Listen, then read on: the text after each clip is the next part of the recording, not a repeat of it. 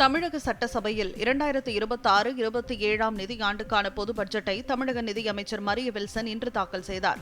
2036க்குள் $1.5 trillion பொருளாதாரத்தை எட்ட இலக்கு வைத்துள்ளதாக அப்போது அவர் தெரிவித்துள்ளார். 10 தூண்களை கொண்ட வெற்றி தமிழகம் என்ற தொலைநோக்கு திட்டத்தை வெளியிட்டுள்ளோம் என்றும் அவர் குறிப்பிட்டுள்ளார். தாவேகாவின் வெற்றி தமிழக மக்களின் வெற்றி, பிறப்பால் அனைவரும் சமம் என்ற கோட்பாட்டுடன் தமிழக முதலமைச்சர் விஜய் ஆட்சி நடத்துகிறார் என்றும் மரிய வில்சன் தெரிவித்தார். தமிழ்நாடு அரசின் நிதிச்சுமை 2 மடங்காக அதிகரித்துள்ளதாக கூறிய அவர், திட்டங்களை செயல்படுத்த நிதி ஆதாரம் குறைவாக உள்ளது என்றும், நிதி நெருக்கடியிலிருந்து தமிழ்நாட்டை மீட்க அரசு நடவடிக்கை எடுத்து வருவதாகவும் தெரிவித்தார்.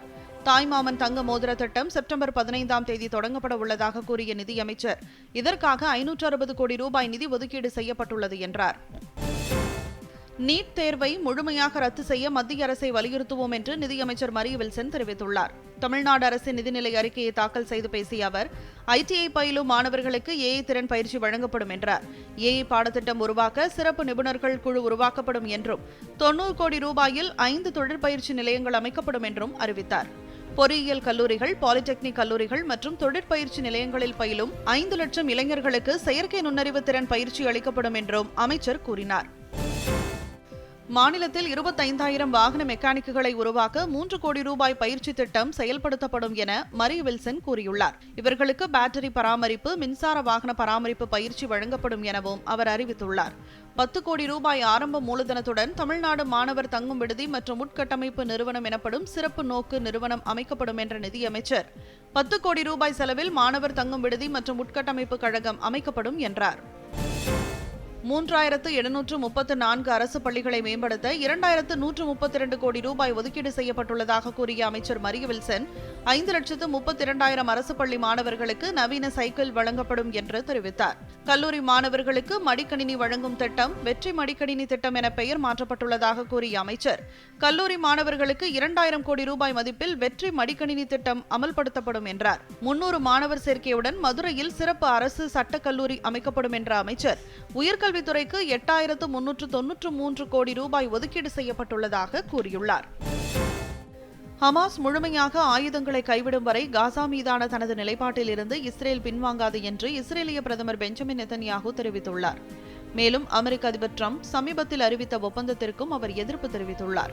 இந்த ஒப்பந்தத்தின்படி ஹமாஸ் ஆயுதங்களை கைவிட வேண்டும் என்றும், இஸ்ரேல் தனது தாக்குதல்களை நிறுத்தி தனது கட்டுப்பாட்டில் உள்ள காசாவின் சுமார் 60% பகுதியிலிருந்து வெளியேற வேண்டும் என்றும் கோரப்பட்டது.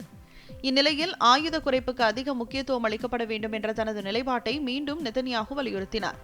நமது நிலப்பரப்பையும் குடிமக்களையும் பாதுகாக்க தேவையான அனைத்து நடவடிக்கைகளும் இஸ்ரேலிய படைகள் தொடர்ந்து ஈடுபடும் என்றும் அவர் கூறினார். ஏமன் கடற்கரைக்கு அருகே செங்கடலில் இந்தியாவுக்கு சொந்தமான MSV ஃபைஸ் நூரி உலியா என்ற வணிக கப்பல் மீதான தாக்குதலுக்கு இந்தியா கண்டனம் தெரிவித்துள்ளது. இது தொடர்பாக வெளியுறவு அமைச்சகம் வெளியிட்டுள்ள அறிக்கையில், கப்பலில் இருந்த 13 இந்தியர்களும் மீட்கப்பட்டுள்ளதாக தெரிவிக்கப்பட்டுள்ளது. ரியாத்தில் உள்ள இந்திய தூதரகம் நிலைமையை கவனித்து வருவதாகவும், கப்பல் பணியாளர்களின் பாதுகாப்பு மற்றும் நலன் கருதி ஏமன் அதிகாரிகளுடன் இணைந்து செயல்பட்டு வருவதாகவும் குறிப்பிடப்பட்டுள்ளது.